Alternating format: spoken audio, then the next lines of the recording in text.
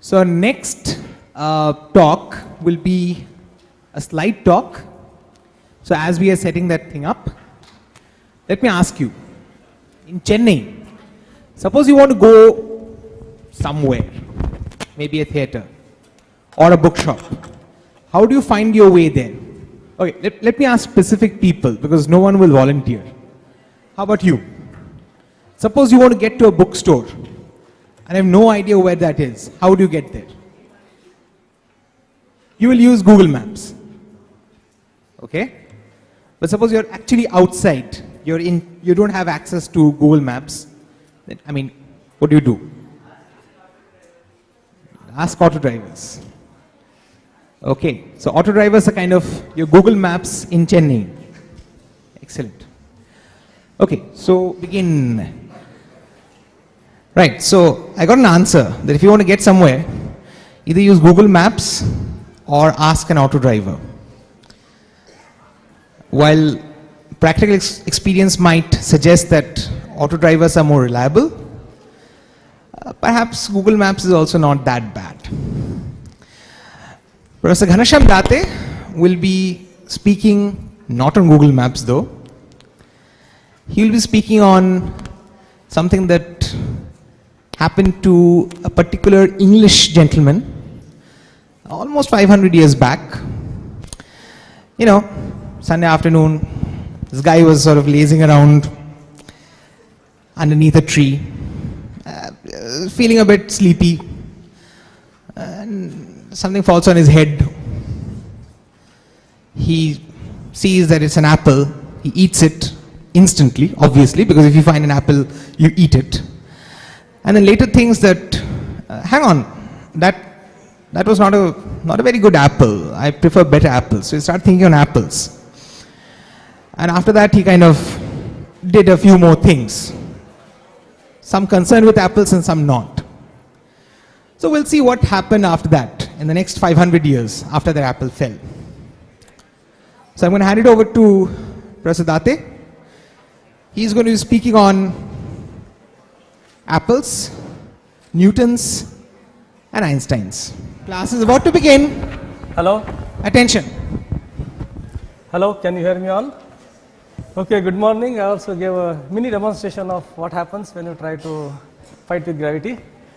At least in this talk, the first few words on these are all familiar. You know what gravity is, everybody knows. We just heard some gentleman whose name was not mentioned, but that is Mr. Newton and Einstein. These names are familiar. Below that is another name which is not familiar, but that happens to be me. Yes, that is. Huh? Yeah, it's there, no? Can you hear it properly? Yeah. Now, gravity is something that everybody is familiar with. Everybody has been familiar with for a very long time, since the beginning of life on Earth. There are not people who are familiar with that, but everybody who has lived on Earth has, of course, experienced the force of gravity and therefore is aware of it.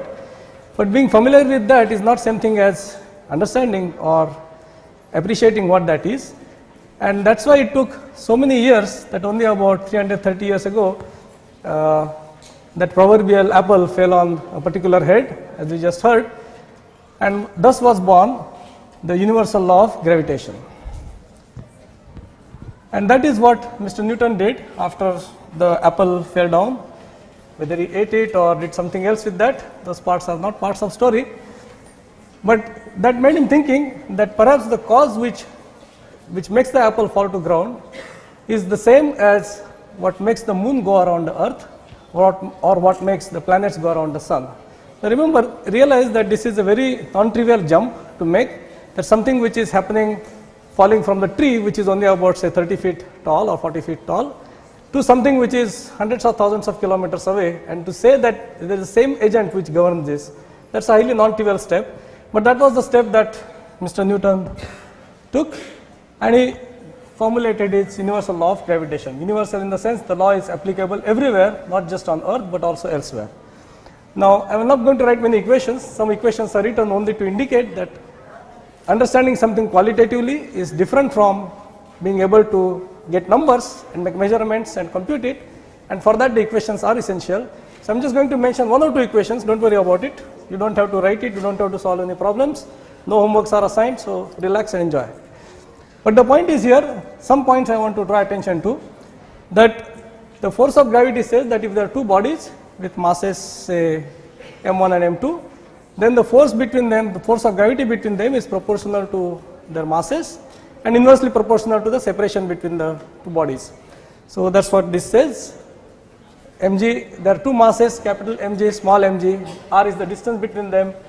This r hat simply says is the direction along which the force is acting, and this is the force of gravity, and then Newton's second law of motion will say that that is equal to, that controls how the body is going to move if it is subjected to this force, and that is m sub I times the position vector, its acceleration. Okay. Now I want you to just note, I will come back to this later, that the two m's here are different.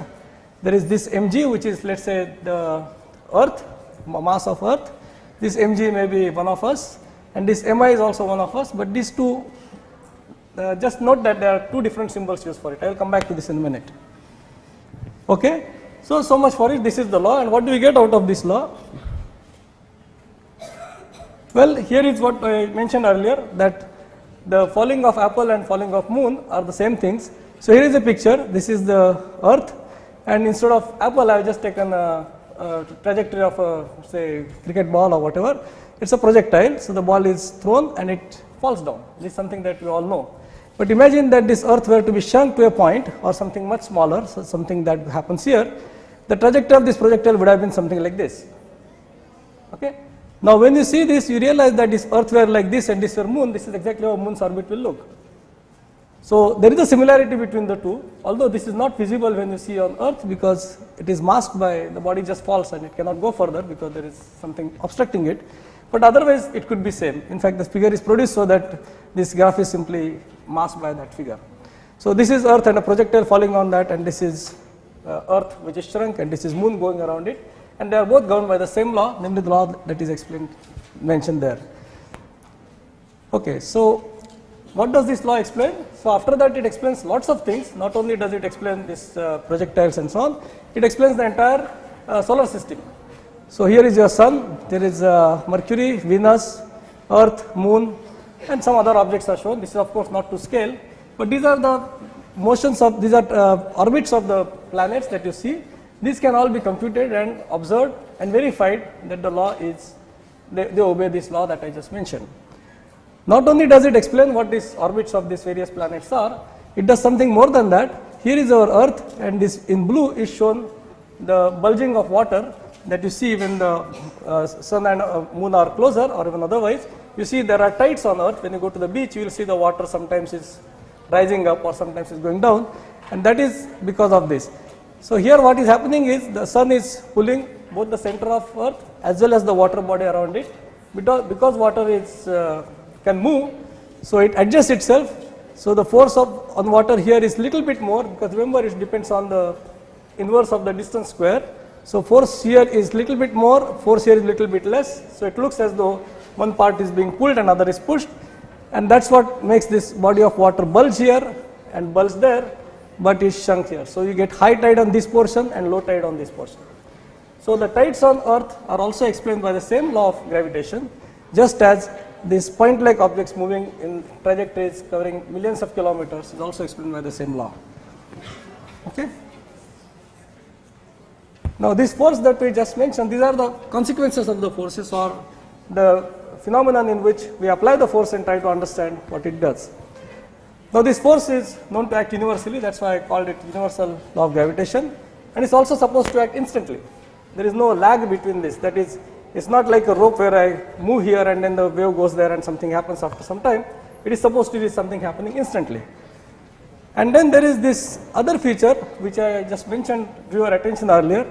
There is this curious coincidence, this mi, which was there in the previous transparency, and the mg, which was also there, they happen to be numerically equal. So this mg and this mi, which are both here, they happen to be equal. But if they are equal, I can cancel them out, and now this equation is completely independent of which body is falling, whether it's you or me or all of us will fall in the same way, because it's independent of the mass. So that is the curious coincidence, that there was no reason for this to happen. They could have been completely different, but that is not the case. It's an accident that they happen to be equal, and that's a clue that Mr. Einstein took. We'll come back to this little later. Okay, this continued for almost couple of 100 years, and everything was fine. Everybody thought, well, we all know about it. Give me most positions of particles everywhere, I will tell you the entire evolution of the universe. You don't have to do any more thinking. However, around 1900 again, something else happened, and Mr. Einstein entered, and he said, well, it was again inferred, and then he made it into a postulate. The speed of light in vacuum is independent of state of motion of who is emitting it, whether it's I'm pressing the button, this is moving, or somebody who is seeing is moving. It's independent of that. The speed of light is independent of that, and therefore this is something which is weird, because for example, if you are going in a car or a train and you drop something, what you drop something has a speed relative to ground, which is the speed with which you throw plus the speed with which you are going. So it's a sum of two speeds, which is what you see from the ground. If that were the case for light, you will expect that light that I am shining in my train, it should be going at faster 300,000 kilometers per second plus whatever 10 meters per second that I am going. So it should be that much speed. But Einstein says no, or rather nature says that is not the case. The speed happens to be exactly same. Therefore, my assumption that the two speeds are added is not quite right. And that is a consequence, that is a statement that kinematics, which is description of motion, which says how velocities add, how velocities are obtained, those laws have to be changed in order to accommodate the fact that speed of light is constant in all frames. With respect to whether I am going in a train or walking on the ground, the speed of light is exactly the same. Okay? Now, because of that, once you modify this, modification is, now I am going to use some words which might scare you a little bit, but again, don't get too worked up on that. These words are being mentioned so that in case you want to search something in Google, you know what words to search with. You need some search string, so you can use these words to search. But more than that, don't worry about it. What it says is that I cannot possibly have speed of light to be constant and independent of the motion of the source or observer, or independent of any observer, unless I do something else. Unless I ensure that if I shine the light from here and it goes in any direction, then the position which is x1 here and it falls there, that is x2. So this distance square must be exactly equal to the time it takes times the speed, and this must always remain the same. So that means I must ensure that there is something which is independent, whether I am assigning the coordinates x1, x2, or you are assigning coordinates moving in a train. Okay? Now that will simply say what happened.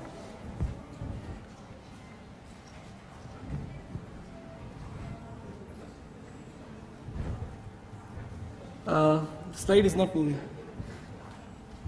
What happened? This is also not moving.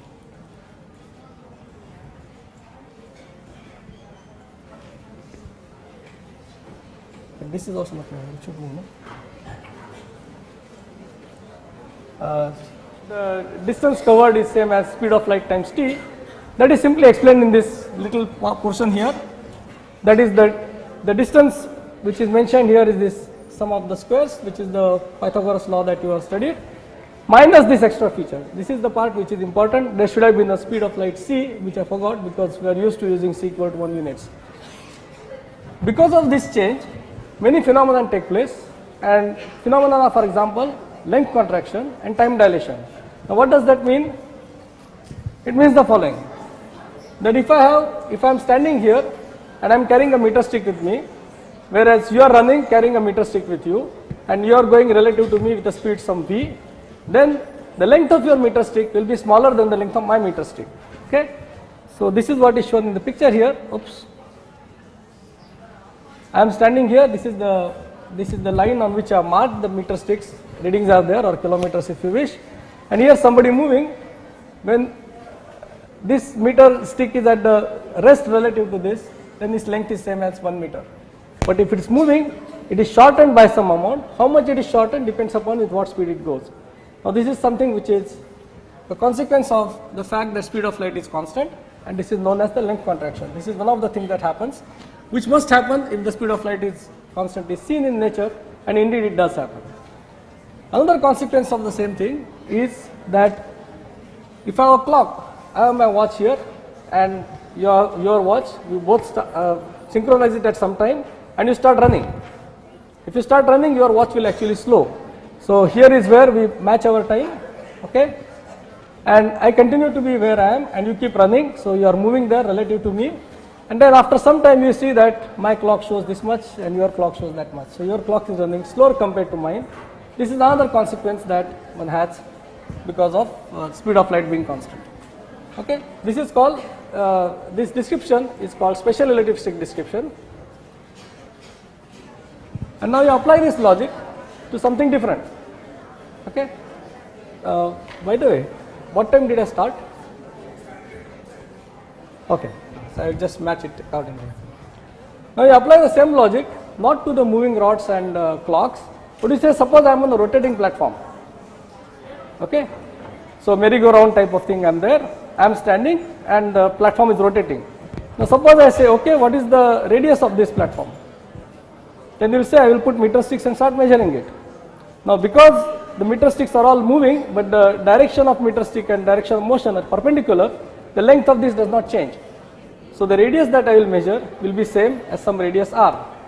Whereas if I start measuring the circumference, then that is going to be different, because that is moving in the same direction, it is moving with some speed v, and therefore it will be contracted, because that's what we just saw, that moving objects reduce the speed.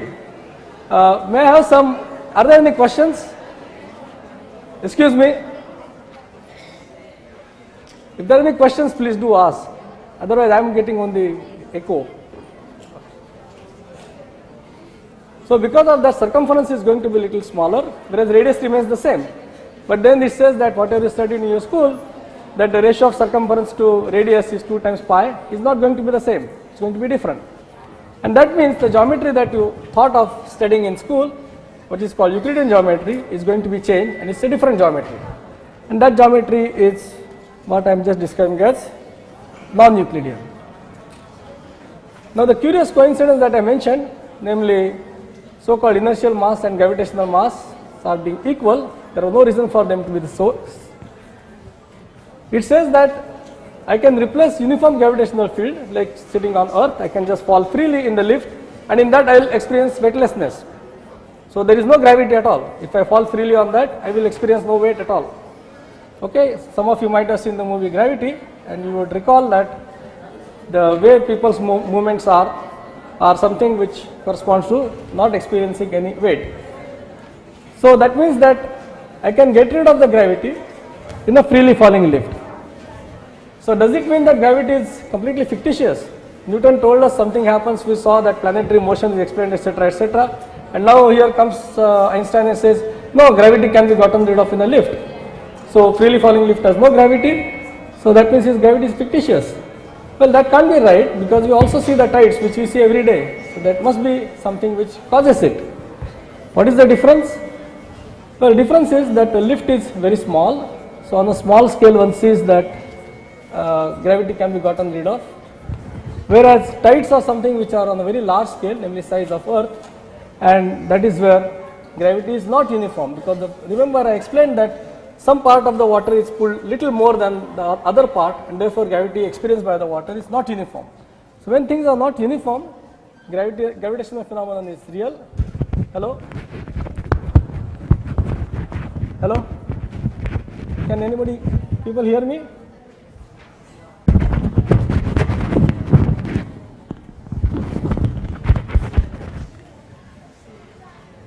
So there is a difference between uniform gravity and non-uniform gravity. Uniform gravity is something I can get rid of just flowing along with it, whereas non-uniform gravity I cannot get rid of. So there is a distinction between the two cases. Now rotating disk that I just explained, which told us that the ratio of circumference to radius is different from 2 pi, simulates a non-uniform gravitational field. Why? Because if you go on the merry-go-round, you always experience the centrifugal force which pins you down to the walls, for example. Okay, and that means the gravity is some sort of gravitational field which is pushing you away, and that field of that particular field is directed radially outward. So it's not the same direction for everywhere. Therefore, the field is not uniform.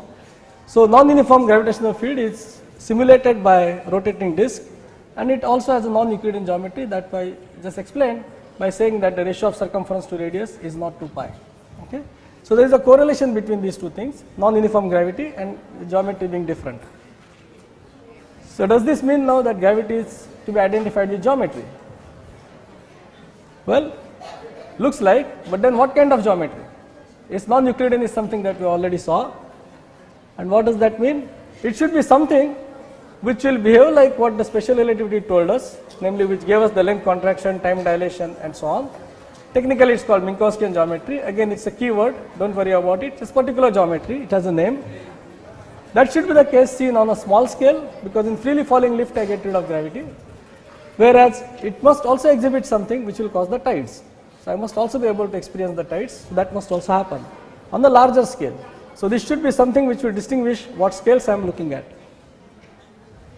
The model which fits the bill is so-called Riemannian geometry, and that will just say that whatever I wrote earlier is a little more complicated.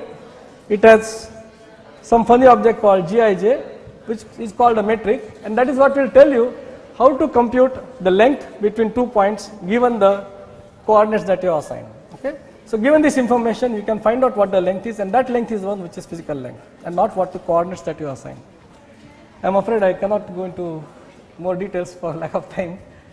So let's move on. So again, the word pseudo is ignoring the fact that the delta t has a minus sign is the reason. Since there are many types of accelerated observers, namely I am standing here, somebody may be rotating around, somebody may be going in a rocket. So different accelerations means I must have different kinds of geometries. How do I account for that? I account for that by choosing the Gij that I wrote earlier, some symbol that has to be different in different situations. If so, then what is going to decide what should be the metric for a particular space, a particular situation that I have? It is supposed to be decided by distribution of matter and energy. Okay?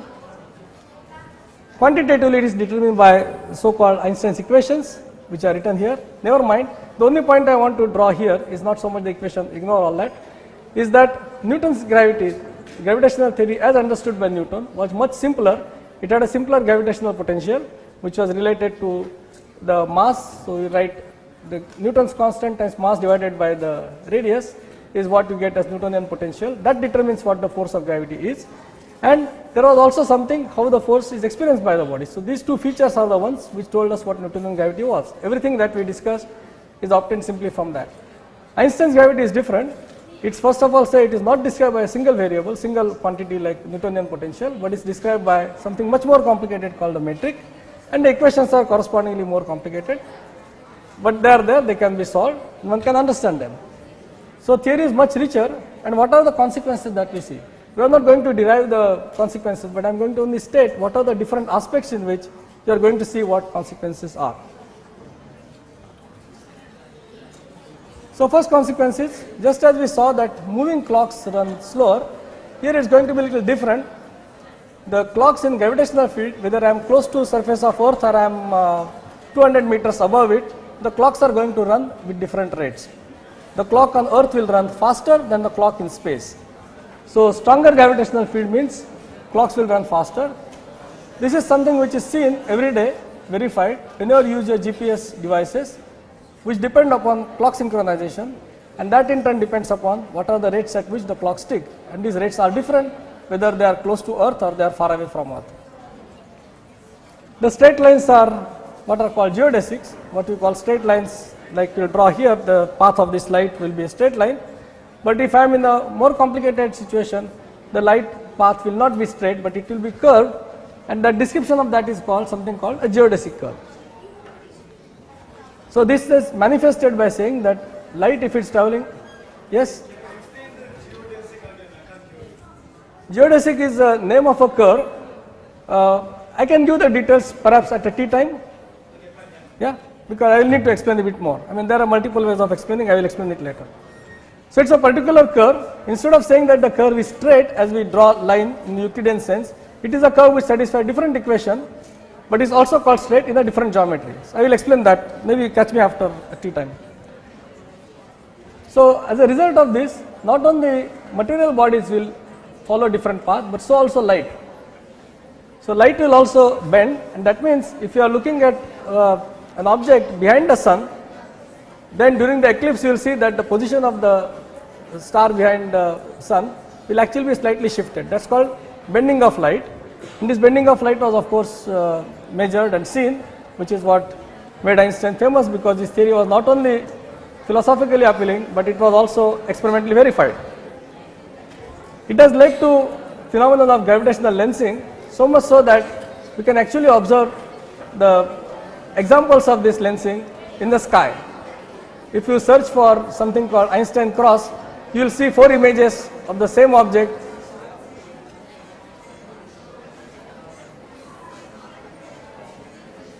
I think the sound there is much larger than what I can produce.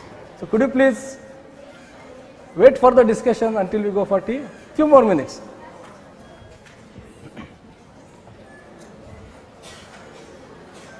So there are more subtle effects apart from this slowing of clocks and bending of light. If I have a rotating object, spinning tops, okay, if I have a top which is spinning and it's freely falling around Earth, so it's like in a satellite and it's moving, Earth is rotating, the top is rotating and the top is falling in, going around Earth. If all these 3 things are there, then the axis of the top will keep drifting slowly. This is something which again is a consequence of Einstein's theory of gravitation and not present in the Newtonian theory. So this is called precession of small spinning bodies, and here is a picture. So here is this is Earth, this is the orbit of the satellite, inside which there is a small spinning body which is spinning along this axis. The orbit itself has this axis, whereas this is the axis of rotation of Earth, and then this axis will shift little bit in this direction as well as in this direction. If the Earth is not rotating, there is no effect of this, only this spinning precession is there, but if Earth is rotating, you will also get this. So this is something again was recently measured, it's called Gravity Probe B experiment, extremely fascinating experiment, and this feature can also be, this has been verified. Okay, when it comes to stars, what does it do? Well, compared to Newtonian stars, stars are there because gravity pulls the mass together so that they collapse, but there is also something they heat up and there is a thermal pressure which balances it to form the equilibrium state. Now Newtonian gravity gets certain stars. If Einstein's gravity is there, then the gravitational pull is more because the gravitational potential energy also gravitates and therefore it somehow it pulls the pull is stronger. If the pull is stronger, then that changes when the equilibrium that you reach is stable or not. And it is that thing which finally leads to situations where if you have got a star whose mass is sufficiently high, say typically, well no, it depends, if the mass is sufficiently high, then there is nothing that can halt the collapse and it will simply form something known as black hole. So this is again a consequence of Einstein's theory, not only that black holes exist as solutions of the equations, but that if you have realistic collapse, then collapsing matter under different conditions can actually form black holes. So this is another consequence of Einstein's theory of gravity. Another domain where the theory is applied, which is on a much larger scale now, it's no longer the scale of planetary motion, no longer scale of huge stars, but this is the scale of the entire universe, which is much larger. And here I have shown you 3 time slots. This is the first instant, this is the second one, time is flowing in this direction. This is supposed to be a picture of our universe, but of course I cannot draw 3-dimensional thing on 2D. So I am imagining the universe to be 2-dimensional and therefore these are the 3 time slots. Here we are, and here are some other galaxies which are there far away, and they apparently seem to be moving away from each other. This is something which is observed and is known as the Hubble law. At what speed they go away from each other is proportional to the distance between them. So this says that right now they are going this way, little later they will be going farther and they all will be going away from each other. This picture indicates that as though everybody is going away from this center, but that is not quite right. It actually, if you look at the same picture from here, you will see everybody else is again moving away from each other. Now this happens because the space is not something fixed, but space itself is expanding. So suppose this stage were a rubber sheet where I am standing and somebody there is standing and both of us there, and somebody stretches the table, then we will both move away and everything on the table will also move equally away from each other. So that is the feature that happens, that is called expanding space, and this is again something which was first observed by watching how much light shifts to the red and how far it is, and the relation between this is what led to Hubble law, which then told us that our universe is actually expanding. Again, such a feature can be accommodated if you have a geometry which can be changed, unlike the Newtonian case where geometry is not changed, where Einstein case where space-time geometry is changed. So it's a consequence in the sense of the fact that the geometry is dynamical, it can change. Now in conjunction with other forces of nature that we know, electromagnetic, strong forces, weak forces, you can combine these together and say if the universe is expanding now, it must have been smaller earlier. If it was smaller, it should have been hotter. If it's hotter, then atoms should have been split into protons and electrons. If it's still hotter, protons should be split further and so on. But then if that is the case, as it evolved, what happened? Why did suddenly so many things started coming? We started with something quarks, then it became protons, neutrons, then it became nuclei, electrons were there, atoms, molecules, finally us, and so on and so forth. All these things happened because the universe is changing, the gravitational force is, the geometry is playing out, and this expansion tells you that different objects can precipitate because of cooling, and that picture is a detailed picture known as the hot Big Bang theory. And I will just show you the flash some picture. Well, this picture perhaps is not very. Okay, let's look at the next one. This is slightly better, perhaps. I will just describe some features of this. So, the universe is supposed to have begun somewhere here from a tiny dot. As per the Einstein's theory, it should have started from a singularity, point of size 0. Then something happened, and it started, the space-time was born, so to say, and it started expanding. As it expanded, whatever it was contained in, it started producing different things. And somewhere, so you first started seeing elementary particles of different types, some of which we don't know. As it expanded, it cooled, therefore they started combining, forming more complex objects. And finally, about 300,000 light years ago, you started getting the first formation of stars. So stars first began to form about 300,000 years ago, and then subsequently are the objects that we are familiar with in the galaxies and so on. And on one of the planets, one of the stars has a planetary system on which planet Earth is there, on which we are all there, and we are sitting here right now. So that is the kind of picture that one can develop considering Einstein's theory of gravity together with other forces of nature. Okay, there is one other last feature.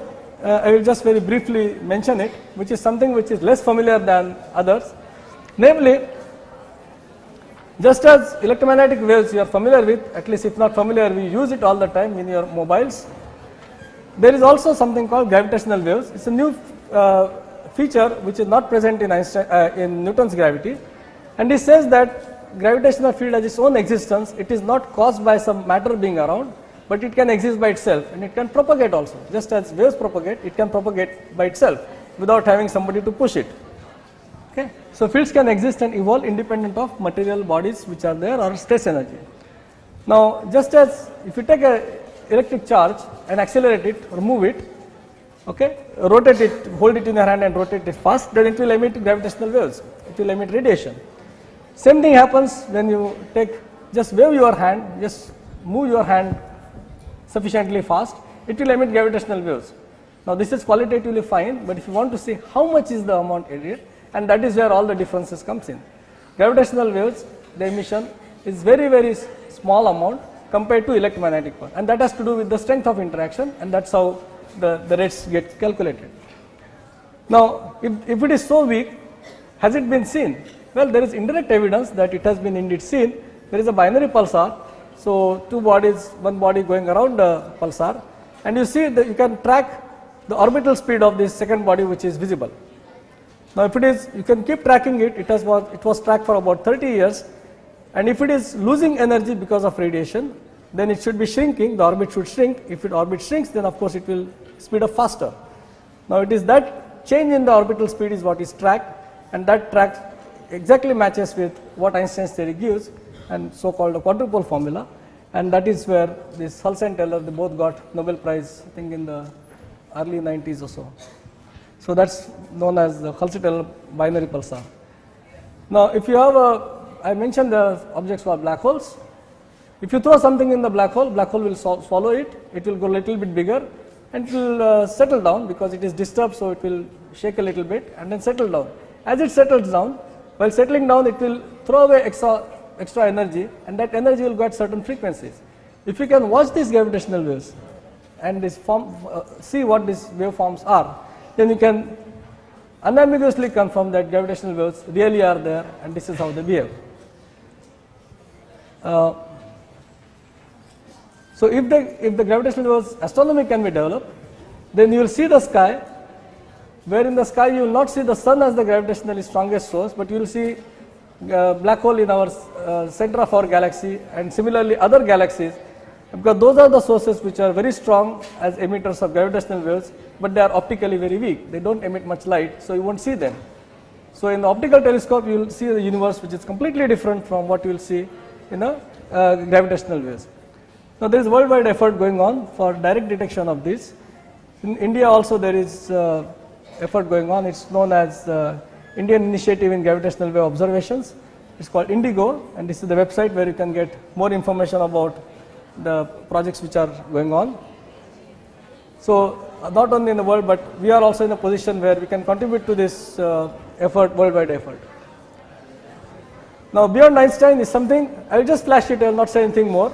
Already I have made things sufficiently complicated, starting from falling apple, which everybody knows, to something where the length contract and time dilates and so on and so forth.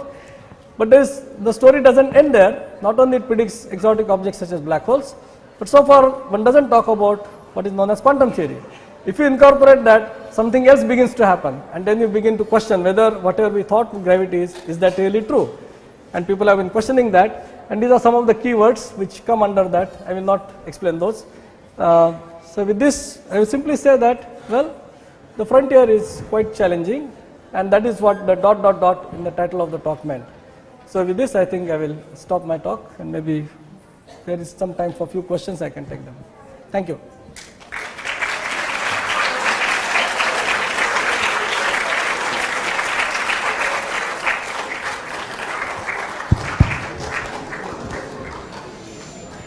Questions? Yeah, there is some question. Yeah, you said that when something like when you take the meter stick and walk, and then relative to another body with the meter stick, its length decreases. Yes. So can you explain like how that happens?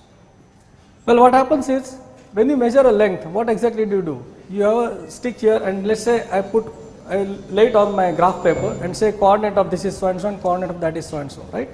But this coordinate determination I do simultaneously. I take a flash, now this is the length.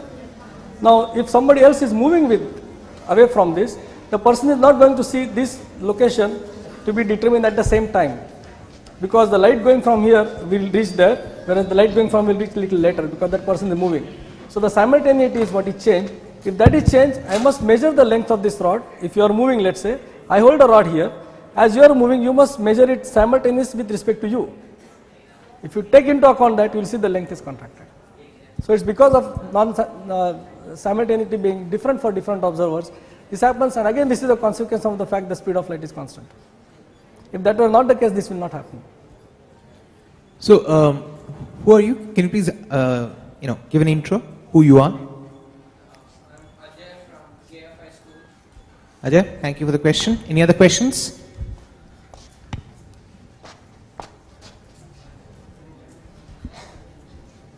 Yeah, there is one more. Yes, there you go. What exactly is the information loss puzzle? Wait. Yeah, I said what exactly is the information loss puzzle? Okay, it is a statement that, see, black holes are supposed to be objects where things go inside and nothing comes out. That is true as far as classical theory is concerned.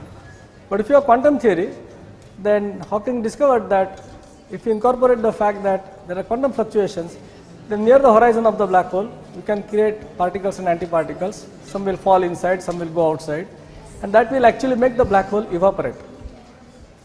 Now that is fine, but the problem now comes, suppose there is the black hole and I throw something which is very well defined. Okay? Technically one will say and has got some correlations between the two objects with some definite correlation are sent inside. Black hole follows it. Something happens and eventually it evaporates.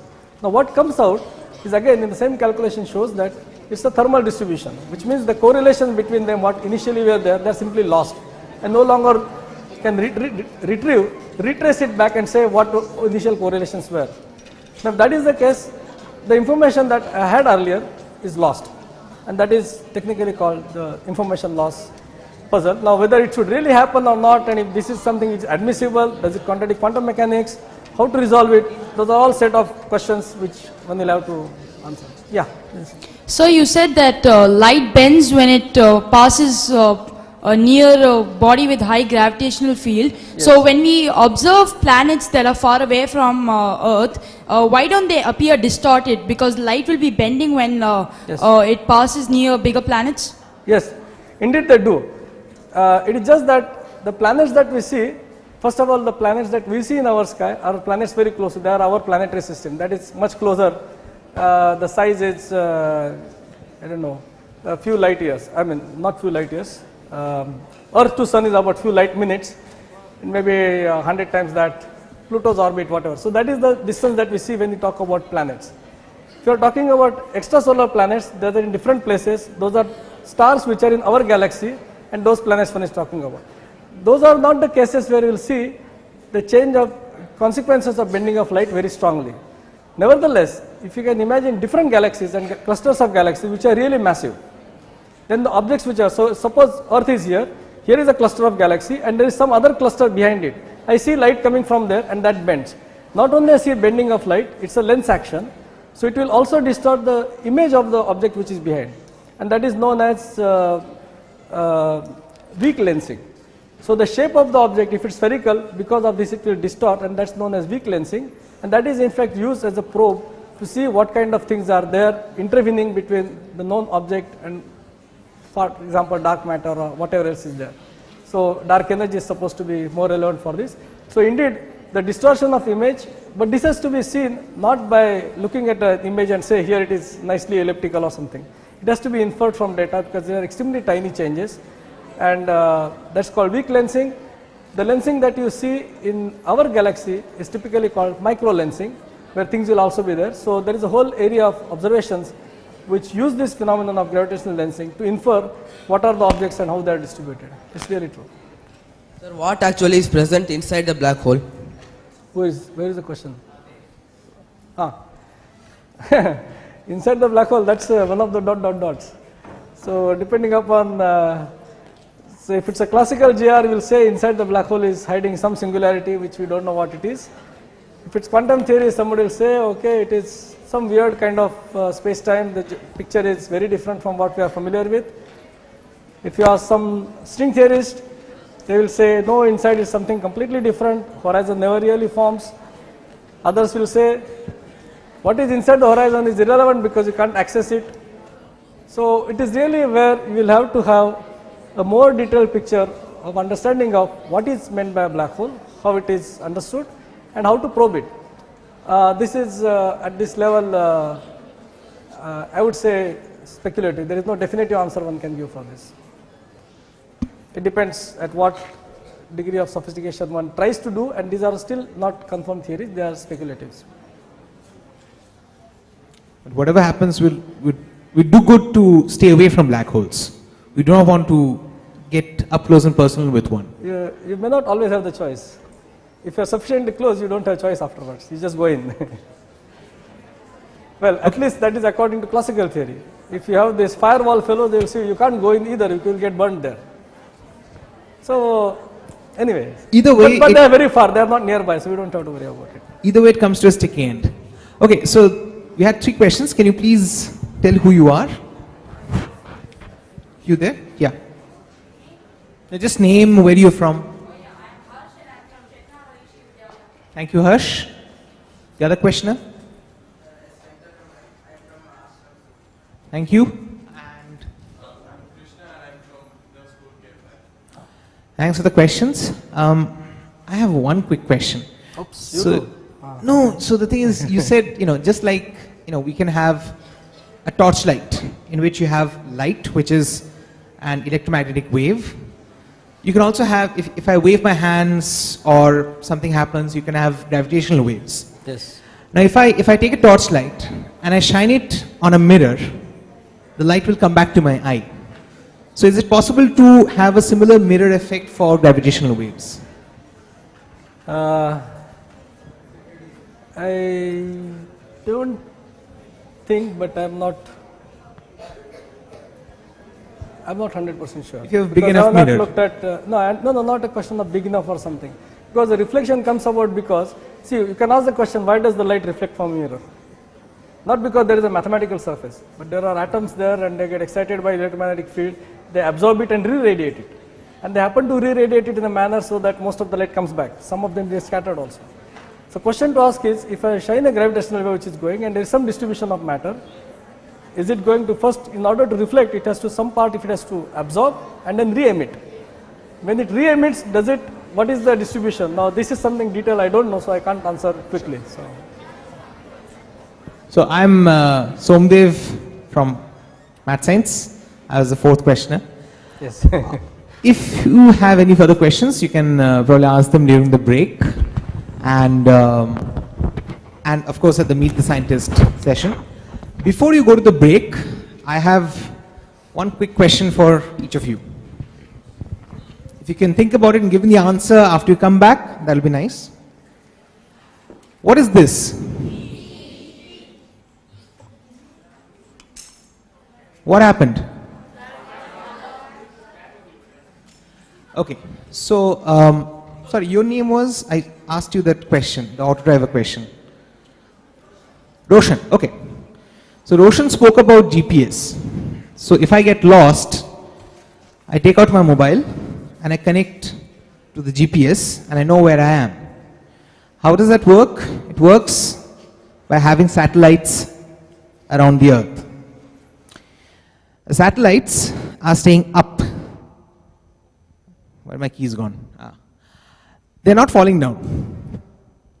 Why? Think about it.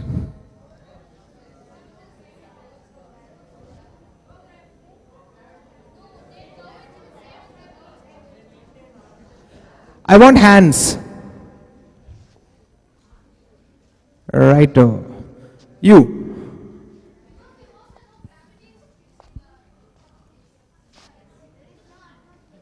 There is no atmosphere, there is no gravity, okay? Any more? Harsh?